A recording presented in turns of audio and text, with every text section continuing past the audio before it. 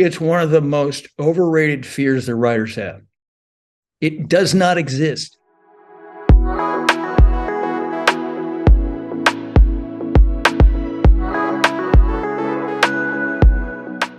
Hey, it's Joe Solari with the Business of Writing, and today we have John Truby back again. How you doing, John? Doing great, Joe. Great to be back with you. It's so good, and I'm really pleased to see the success of your book and all the places it's getting talked about and how much it's helping authors to really think about their writing in a different way. You're referring to The Anatomy of Genres? I am. Yeah. I know you have that other one you wrote a while ago, but I think that The Anatomy of Genres really has been something that's changed a lot of people's paradigm as far as how to think about coming in the marketplace. And I reached out to you because what I think is even more timely is this may be the secret weapon against people's concerns about chatgpt and openai and using artificial intelligence and machine learning to augment their writing.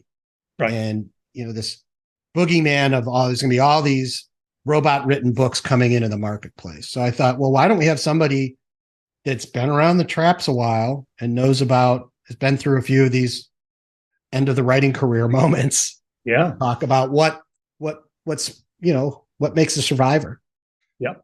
Yep. Absolutely. It's cutting edge. That's exactly where we are right now. And I think writers need to know, first of all, they need to know what is the real threat. And then second of all, how do we deal with it? Well, why don't we start there? What do you think is the real threat? Well, I think, first of all, people have a misunderstanding about what AI does. And as you know, it simply trains on a data set, which is a certain bunch of writing that is inputted. And then it regurgitates what was put in. And so what you get is this machine language learning, and there is no actual thought or processing going on there. It simply moves your words around and maybe suggests better phrases. And that's why AI, we don't want to say that AI is worthless or it's just all bad. It's not. No. AI is useful for things like simple ad copy, cover letters, because, of course, these are classic examples of generic writing. They are, by their nature, this kind of type of writing that's, you add a few little details of your personal situation, and then you come out with a cover letter. But AI is not trained on novels. It's not trained on people's conversations. And that's why things like chatgpt is pretty bad right now. And it's going to stay that way for a long time when it comes to the challenge of writing a novel. This is, the difference of simple ad copy versus a novel is massive. There are levels to this, and novel writing is the whole other end of the spectrum of that. So the big problem that indie novelists face is that they're under such pressure to produce material fast. This defines everything. And so what some of them do is they go to ghostwriters to try to churn out material so they can get the series done in a short period of time and they can build an audience and so on. And so now the new thought is, well, let's just outsource it to AI, right? Because it's like a ghostwriter in a box. Now, so the question is, why is AI so dangerous? What is the real threat? It isn't that it's going to write great novels that put writers out of business. It won't. The real danger is that people are going to want to use it because they think it will help them write a story that's better than what they've written so far. Right? And, because a writer says, why am I not super successful? Well, I don't know. I just know that I'm not winning this game. And so I'll try anything that I can that promises to make me better, to write better novels faster. And so it's a natural thing for them to want to do. But in my opinion, if they do that, it's a deal with the devil, because it will actually take them farther away from their goal, not closer. And to see why, I think it's essential that we focus on how writers succeed. And this is something I talk about in the very first chapter of my Anatomy of Genres book. The only way you succeed as a storyteller, whether it's a novel, television, or film, is to get into the top 1% of best-selling writers. Those are the people that are selling. Those are the people that create a brand. And so in order to do that, you have, and those top 1% of writers are all writing genre stories. And they're mixing genres. So they're writing stories with 2 to 4 genres in each story. The only way that you can get into that top 1% is to take the genres that you're working in and twist them, combine them, hit the beats in a unique way that nobody has seen before. That's what separates you from the crowd. Because think about it, space western. There's thousands of writers writing in that genre, right? The question is not, can I write one of those? The question is, can I write one that stands out from the crowd? Absolutely.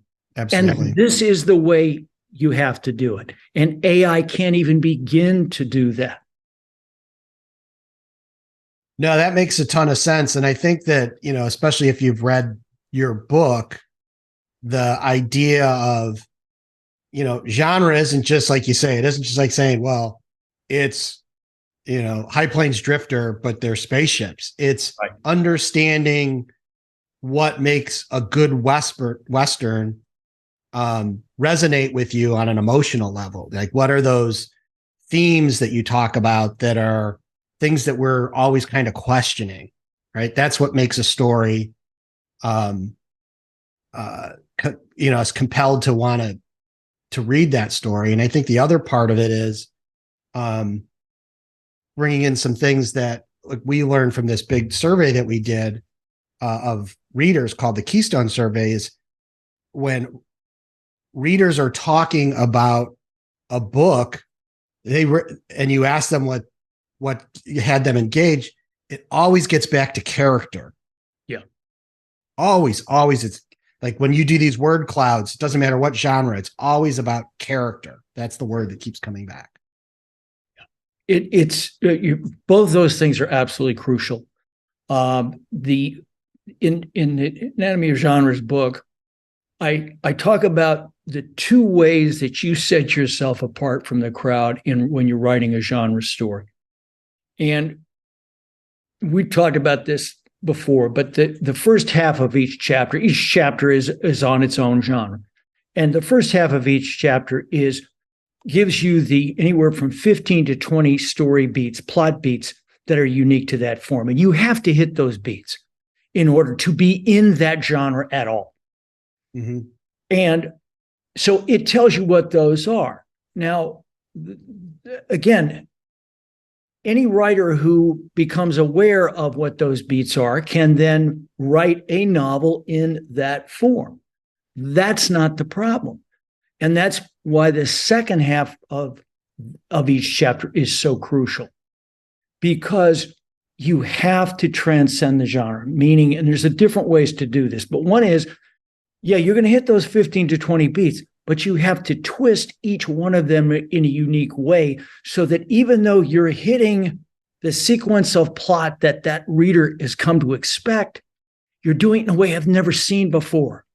So that breaks their expectations and they go, oh, cool, that's great. I love my plot form, I love my genre, but I want you to do it in a way that none of those other thousands of people are doing. So that's one way you do it. And the second way that you do it is, and it has to do with the second half of each chapter, because the key, the real key, and this is what most writers do not know, is each one of these comes with a very powerful theme, which is a life philosophy for how to live. And that's what is really catching that reader. Because, yeah, they love their plot beats in that form, but what's really getting them, engaging them under the surface in a way that they're not really even conscious of, is that set of values about how to live your life. And each genre gives a different recipe for how to live well. And this is how you do something that no AI can do now or will be able to do in the future.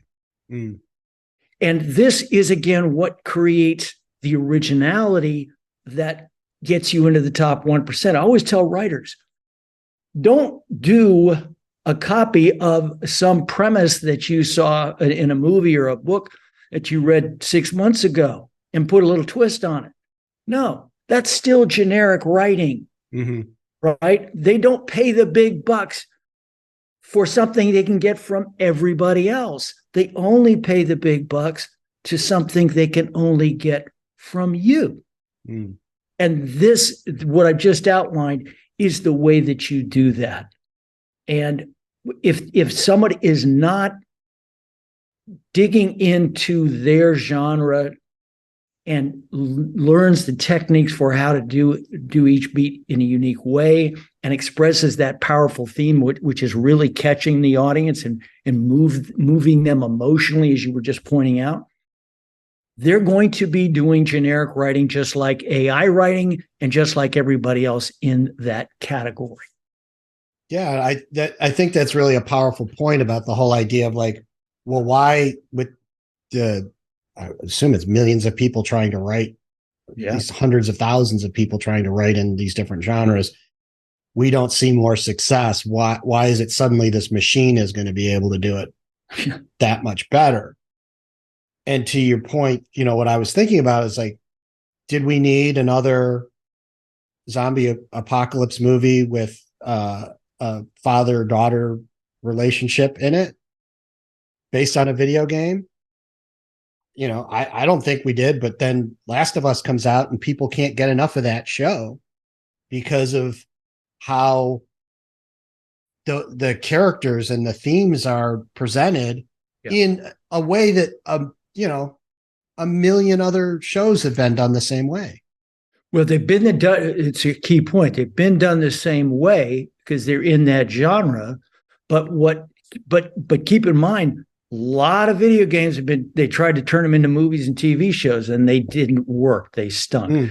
It's because these are real writers here in this TV show. Yeah. They kicked it to another level, and they did it by doing a zombie story with a father and daughter that had a number of unique elements that we hadn't seen before, which other people trying to translate these video games have not been able to do.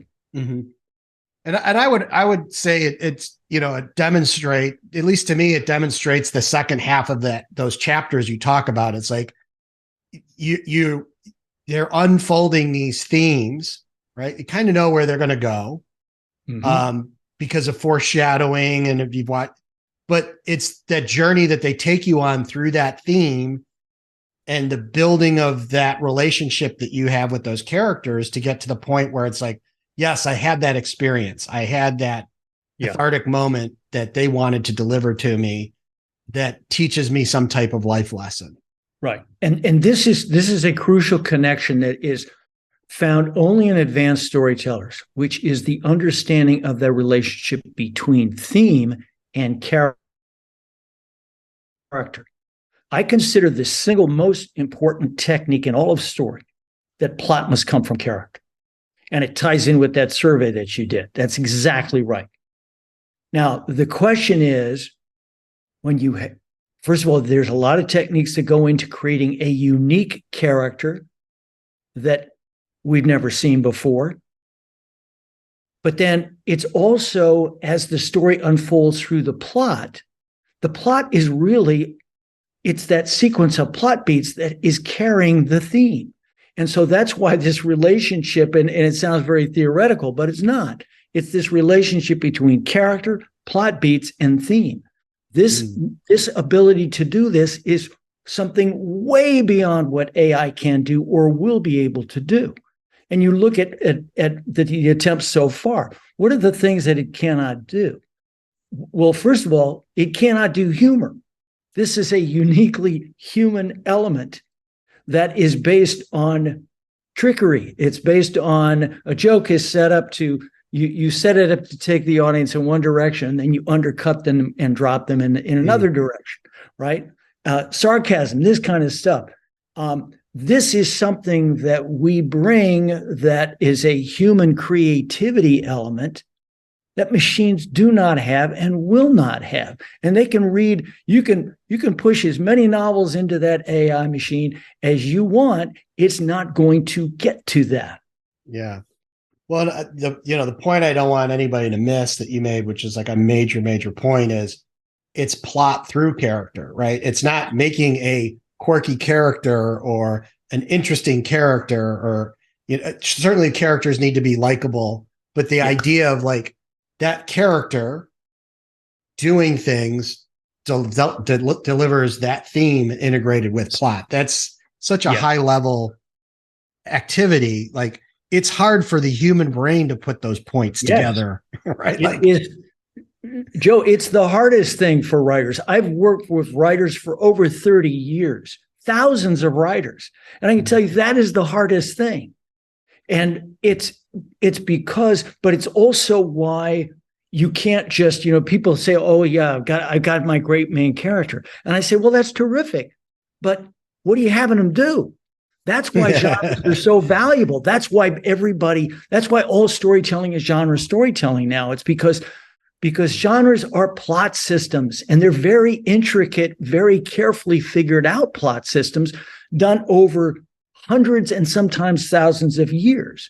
So genres are really useful to you because you take your great character, but then it gives you a number of actions for that character to do. And it's not only a plot system, it's a theme system, so that those plot beats also express, without you even having to hit the audience over the head with it, which is the kiss of death, it will express these deeper themes about how to live, which is totally enriching and totally exciting for the audience in a way that they are not even aware of. The problem is this takes tremendous amount of craft.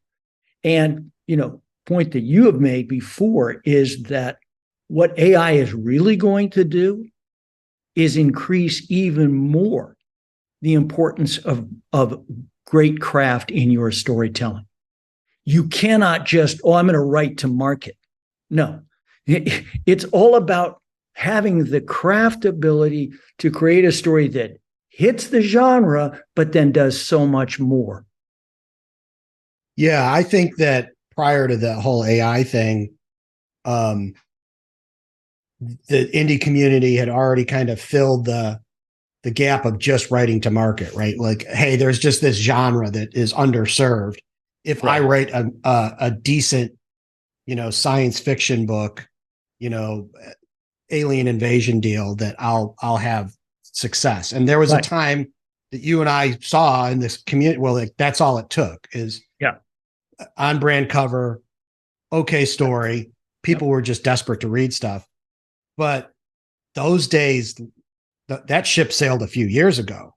Sure did. As far as I'm concerned. Yep.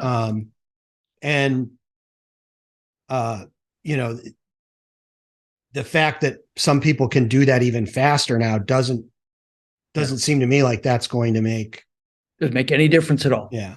Doesn't make any difference at all, because again, each genre is so saturated with writers that the trick is not, can I, it's like trying to beat the stock market. It's not, can I get to market quicker than everybody else? No, everybody else is already there. And that's why we get these subgenres of subgenres of subgenres. They're trying to find some niche area within that genre that nobody else has discovered yet. Folks, it's gone. It's not, it does not exist. the only way you set yourself out apart from those other thousands is to write a great alien invasion story that has all these unique elements and strong main characters that the rest of those writers are not doing. Mm. And so one of the concerns that I see is that, I can already point at certain authors that have kind of figured this out, and they're setting trends, right? So people be like, oh, I never saw that coming, that this person wrote this particular type of romance, with this kind of blend. But then we'll see everyone jump in on that. I don't care about the people that are going to jump in and learn the hard way that they can't just follow trends, but what can you say to the person that they're probably their rest of their career is going to be just that? Like, they're going to be coming up with these novel ideas, doing these things that they're kind of a little more gifted at, and then having everybody else jump on that trend. What kind of, as a coach to that person, what would you say, like, to keep their chin up? It's one of the most overrated fears that writers have. It does not exist. It does not exist. Nobody, if you have the craft to create an original piece of storytelling within the genre world, no one can match that, because by definition, it is highly individuated to you. It's totally original. Now, one of the problems that writers have in trying to get their head around this is because there's a contradiction between genre writing, generic type, and writing something that's highly individualistic. And yet that's what is required. You have to have both. You have to be within the genre, which means that everybody else can copy that, right? But if you've also added the individual element that nobody else but you can provide, then you don't worry about how many, 5,000, 10,000, 20,000. I don't care. Because they can't match this book. This book is unique. This series is unique. My take on the genre has never been done before. And while you can maybe copy the overall elements of what an individual author has done, again, it's only when you know that level of craft from top to bottom, all the way through the texture of the story, that you know the techniques for writing something that has never been seen before. And again, the where I'm trying to get people focused is to think in terms of twisting the beats. In other words, the way you execute each one of those plot events is done in a way that we've never seen before. And then the other way is mastery of theme. And I can tell you there is huge room at the top on that one, because almost nobody is bringing to bear the power of the theme that's embedded in their genre. And that's why I wrote the book. And that's why it's a 700-page book with 25 pages of each genre chapter devoted strictly to theme. Nobody has ever done that before. And yet, I constantly tell the writers that I work with, the top 1% of writers who are the brand, who set themselves apart from everybody else, are the people who know how to express complex plot. And I can tell you, Joe, going to various novel conferences, this is what writers don't know. And that's one reason why they try to copy stuff. They don't know. Plot is the most complex set of techniques in all of writing by far. More techniques go into plot than all of the other writing skills combined. And writers think they know plot, but they don't. The top 1% separate themselves from the crowd because their ability to express in their story complex plot. The top 0.1% of writers are writers who know how to express advanced theme through complex plot. And you're trying to get to the top 1%. You do that, you will never fear competition again. Well, and then, here's the great thing about the marketplace today is that everything is designed through, the stuff that I write about and how the publishing market actually works. It's a winner take all market. And the places like Amazon are compelled by their own code to show the top sellers to more people. So it just becomes a feedback loop. The rich get richer. Right. So it's like, once you get into that piece, and I'm looking at the data, it literally is at this point, we have to talk about titles if we're looking at Amazon, but less than 1% of the titles on Amazon make 90% of the money. Yeah, absolutely. That's why I always tell writers, that's your goal. Your real goal is to get into that top 1%, because those are the people who have their own unique story brand and they're making all the sales. Yeah. Everybody else is fighting over pennies. Yeah. Yeah. And then when you look at a lot of those titles are written by the same author, right? Like, so it's a smaller amount of authors than titles that is making this money. And so it's not just your feelings about this, that this from working with authors, and like, it's like, just go look at the rankings on Amazon and you can see it being updated by the hour. It's in the numbers. And what I try to do in talking to any novelists over the last couple of years is try to explain to them what is really going on under the surface in terms of how these numbers work. And because so often writers take the wrong lesson from those numbers. And my goal is to try to express to writers the trick to the best marketing in the world is the craft that you bring to your story. And if your craft is not in that top 1%, you're not going to get to that top 1%. Well, and this is something I've been talking a lot in my emails, is like, a Facebook ad or an Amazon ad does not sell a book. There's only one thing that sells a book, and that is the experience of reading that book. Yep. Now, you may do some things to get to the top of the to be read pile, or to get people to risk this precious resource of their reading time on you. Yep. That's marketing and advertising. But in the end, the book is what compels a reader to say, this is my new author of choice, right? Yep. It happens in the theater of their mind, and it's all inside their head. It's not, all the other stuff is just getting the hope to get them to try that experience out.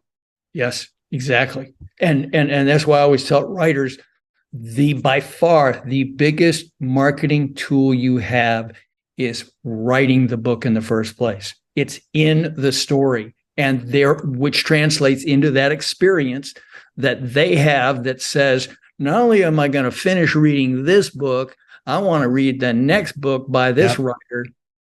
And then we're starting to build a brand. Yeah, absolutely. And they've flipped that switch, and no longer is it like, well, I'm not sure if I want to risk my time, but it's like, you are going to get preference of my time. Yeah. I know that you're going to deliver that experience. I would rather reread that book I just read than try out a new book. Yeah. Talk about engagements. This is how you not only they're going to go, they're seeking out your next book. They're going to email you and say, or they're going to put a review on Amazon that says, where's the next book? I'm dying to read it. Those are the kind of readers you want. Yeah. And, to this top percentage of people we're talking about here, they don't have to sell books, right? Like, their problem is production, right? It's like, exactly. Where's the next book? People are writing them, they spend months writing that book, and 5 hours after release, reviews are dropping and people are like, I'm ready for the next one. Yep. That's a little demotivating, but that's a good place to be. That's a high class problem. And that's why, Joe, it's so valuable for us to have this conversation, because I don't want writers to, as they face the brutality of the marketplace, they face the brutality of having to churn out as many books as they can in a short period of time. don't take what looks like an easy solution. Oh, I'll just farm it out to AI and I can therefore be able to play in that game. No, you're not, because what that's going to do is it's going to actually make it harder for you, because you are then not developing the craft skills you need to become a great storyteller, which is what the audience is really buying. Yeah, yeah, that's such a good point. Well, John, it's been awesome having you on again and talking about this. I think while the last one was a lot of fun to really dig into the book, this is like, here's how you need to be thinking about how this book can, it's a marketing tool, right? I think you said it best. It's like, this is, and funnily enough, is like, go to most book conferences, and where are they spending all their time is on marketing, not on this kind of craft. Right. That's right. That is the one thing that shocked me the most, Joe, when I started going to novel conferences, is all this emphasis on marketing. And obviously it's important, but the lack of knowledge that the trick to marketing is in the storytelling. Yeah. And so I'm starting to see that change now, but I love having this conversation with you and being able to talk to writers directly about, don't get fooled. Don't get fooled by the baubles, that the pretty looking things out there that make their false solutions that are going to help you out. No, they're not. This is a hard job we have, and the only way to do it is to get really good at it. Awesome. Where can people find you? What's your next up and coming thing? Let them know kind of where, Sure, what's new in the Truby world. If you want to get the book and you go to this site, and you go to any, it has a number of bookstores that you can buy from, but it's anatomyofgenres.com, all one word, anatomyofgenres.com. Also, if you're interested in the story software that I have, that is not AI, by the way, but it is a story coaching software called Blockbuster. That's on my website, truby.com. Awesome, John. It's always good talking to you. Appreciate it, Joe. Always See you fun. later.